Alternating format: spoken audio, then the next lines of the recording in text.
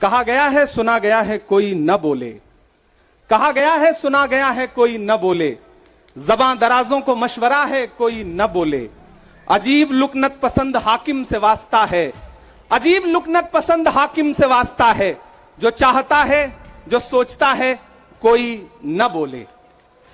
हमारी दाईं तरफ इस सदी का सबसे बड़ा फकीर सोया हुआ है। मैं उनकी समाधि से बिल्कुल करीब खड़ा होकर के संकल्प सत्याग्रह में मेरी आंखों के सामने तपती दोपहरी में बड़ी तादाद में मौजूद कांग्रेस पार्टी के सिपाहियों को सलाम करता हूं। नवरात्रि चल रही है, रमजान चल रहा है, मैं रोजे की हालत में हूं। आप तमाम साथी ऐसे होंगे जिन्होंने नवरात्रि के व्रत रखे होंगे, और इस पवित्र सप्ताह के बीच में हम खड़े हैं एक हाकिम की सनक के से उपजे हुए एक फैसले के खिलाफ।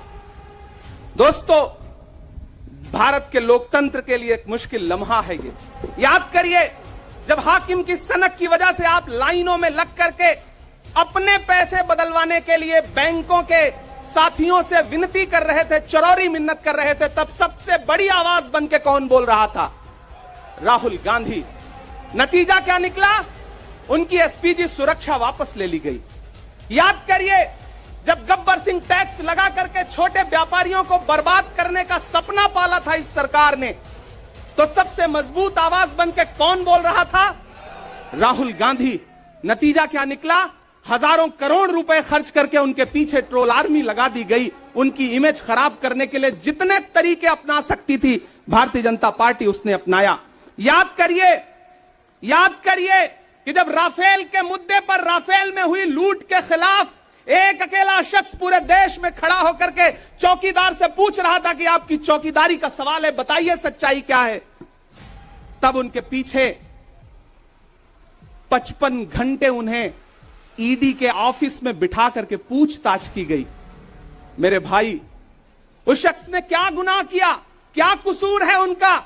उनका कसूर इतना है कि जब देश में नफरतें सर चढ़ करके बोल रही थी, तो उस शख्स ने कहा कि मैं भारत जोड़ने के लिए अपने पैर के छालों की परवाह किए बगैर 4000 किलोमीटर चलूंगा। यह कसूर है राहुल गांधी का। यह कसूर है राहुल गांधी का कि वह एक शहीद पिता के बेटे हैं। यह कसूर है उनका।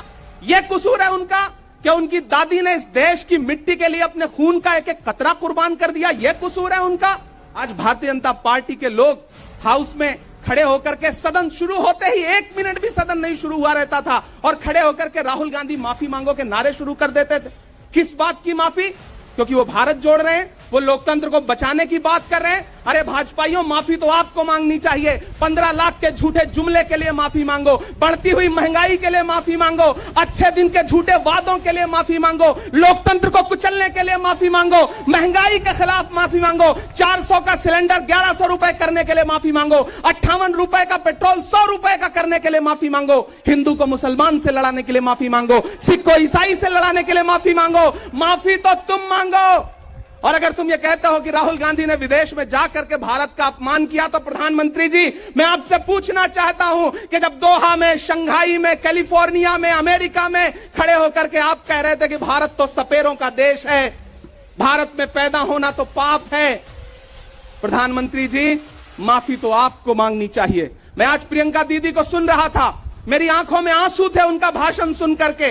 पिछले कुछ हफ्तों में 2 बार मेरी पलकें नम हुई। पहली बार तब हुई जब हम संसद भवन से तमाम सांसद निकल रहे थे और एकाएक हमने सीपीपी ऑफिस में देखा कि राहुल गांधी जी को 2 साल की सजा दे दी गई। उन लम्हों में मेरी आंख में आंसू थे। मैं शायर हूं तो मैं भावुक हूं, शायद इसलिए मेरी आंखें नम हो जाती हैं ऐसे लम्हों में। आज जब प्रियंका जी बोल रही थी तो मैं उन्हें सुनकर के भी मैं नम हो गया। यह जुल्म है कि जुल्म को कहता हूं साफ जुल्म। यह जुल्म है कि जुल्म को कहता हूं साफ जुल्म। क्या जुल्म कर रहा हूं? मुझे मार दीजिए। जो जख्म बांटते हैं उन्हें जीस्त पे है हक। मैं फूल बांटता हूं, मुझे मार दीजिए। फिर उसके बाद हिंदुस्तान वालों, फिर उसके बाद शहर में नाचेगा हू का शोर। फिर उसके बाद शहर में नाचेगा हू का शोर। मैं आखिरी सदा हूं, मुझे मार दीजिए। मेरे भाई, इस देश के लोकतंत्र को बचाने के लिए जो सबसे बड़ी आवाज है इस देश के, उसको मारने की, उसको कुचलने की जो कोशिश है, उसके खिलाफ आपको खड़ा तो होना पड़ेगा। आपको बोलना तो पड़ेगा। मैं कभी कभी सोचता हूं कि जब मैं कभी समाधि पर जाऊं तो क्या मुंह दिखाऊंगा महात्मा गांधी को, मैं क्या मुंह दिखाऊंगा राजीव जी को, हम क्या मुंह दिखाएंगे इंदिरा जी को, कि उनके वारिस के साथ, उनके घर के चश्मो चिराग के साथ इस तरह की अपमानजनक बातें की जा रही हैं और देश खामोश बैठा है। मोहब्बत है पार्टी से, लेकिन नया पाने की चाहत में पुराना छूट जाता है। तुझे अपनाऊं तो मुझसे जमाना रूठ जाता है। मोहब्बत पढ़ने लिखने में बहुत आसान है, लेकिन मोहब्बत को निभाने में पसीना छूट जाता है। मैं जानता हूं कि आप पसीने के बीच भी, आप तपती दोपहरी के बीच भी यहां बैठे हैं। क्यों?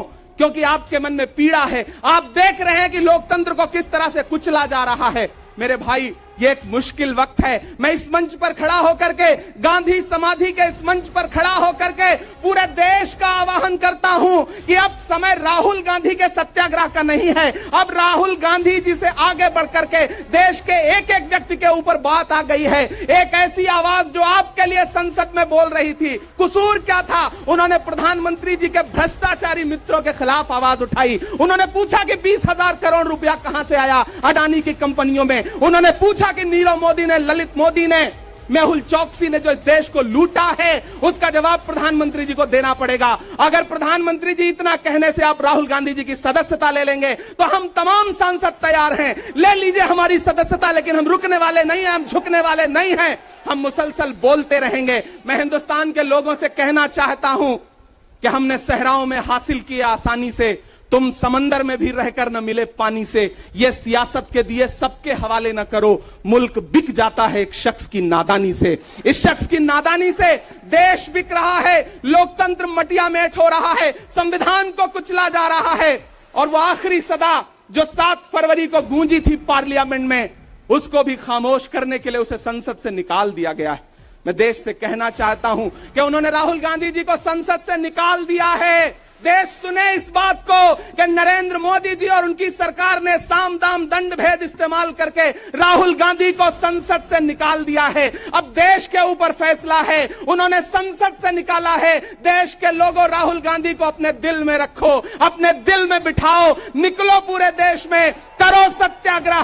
देखते हैं इस हुकूमत की तानाशाही में कितनी ताकत है। अगर कांग्रेस का एक एक कार्यकर्ता जो अपने घरों पर कहीं बैठा हुआ है, मैं उससे भी आह्वान कर रहा हूं कि राहुल गांधी से बढ़ करके यह मसला इस देश के लोकतंत्र तक आ गया है, इसे बचाइए। और राहुल जी शायद अपने घर पर होंगे, यहां हम हजारों की तादाद में उनको समर्थन देने के लिए जुटे हैं। मैं तो बस इतना कह रहा हूं कि मेरे भाई, आपको एक बात समझनी है, और वो ये है कि इस मुश्किल वक्त में हमें राहुल जी से यह कहना है कि लहू में भीगे तमाम मौसम गवाही देंगे कि तुम खड़े थे।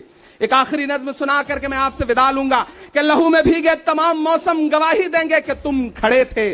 शहर का सूरज गवाही देगा कि जब अंधेरों की कोख से निकलने वाले ये सोचते थे कि कोई जुगनू बचा नहीं है, तो तुम खड़े थे, तुम खड़े थे। तुम्हारी आंखों के ताकचों में जलती मशालों ने नई मनाजिल हमें दिखाई। तुम्हारे भाई, तुम्हारी बहनें, तुम्हारी माएं, तुम्हारी मिट्टी का जर्रा जर्रा गवाही देगा कि तुम खड़े थे। हमारी धरती के जिस्म से जब हवस के मारे ये सोचते थे कि सियाह जोंकों की तरह चिमटे, तो तुम खड़े थे। तुम्हारी हिम्मत, तुम्हारी अजमत और इस्तकामत तो वो हिमालय है कि जिसकी चोटी तलक पहुंचना न पहले बस में रहा किसी के, न आने वाले दिनों में होगा। सो आने वाली तमाम नस्लें गवाही देंगी कि तुम खड़े थे, कि तुम खड़े थे। हम तमाम लोग, मैंने कहा ना, बहुत सारे लोग यहां व्रत रख करके आए हुए हैं, मैं रोजे से हूं। हम तमाम लोग इस देश के लोकतंत्र को बचाने के लिए राहुल गांधी जी के साथ अलल ऐलान खड़े हैं, खड़े रहेंगे और एक एक सांस तक उनके साथ खड़े रहेंगे। ये हमारा राहुल गांधी जी से वादा है।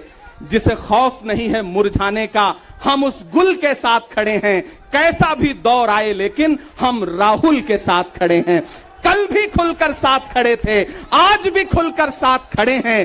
कैसा भी दौर आए, लेकिन हम राहुल के साथ खड़े हैं। शुक्रिया। लेटेस्ट न्यूज़ और आपकी ज़िंदगी के दिन भर की बड़ी जानकारी को समझने के लिए और जानने के लिए हमारे चैनल रिकवरी 24 को सब्सक्राइब करें और बाजू वाला बेल आइकन दबा के ऑल पर क्लिक ज़रूर करें और साथ ही में इस वीडियो को लाइक, शेयर और कमेंट भी ज़रूर करके जाएं।